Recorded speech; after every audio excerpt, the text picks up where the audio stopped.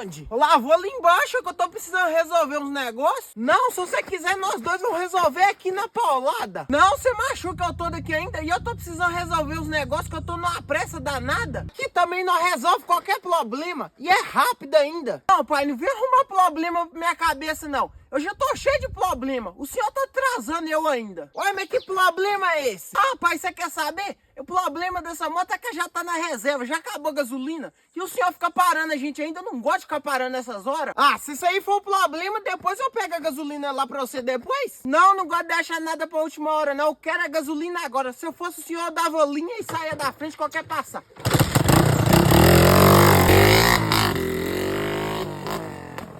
Não sabe esperar eu buscar gasolina, não? É mais velho que é moto, só fica com o botão agarrado nessa moto. Pelo amor de Deus, é o pior de moto, gente.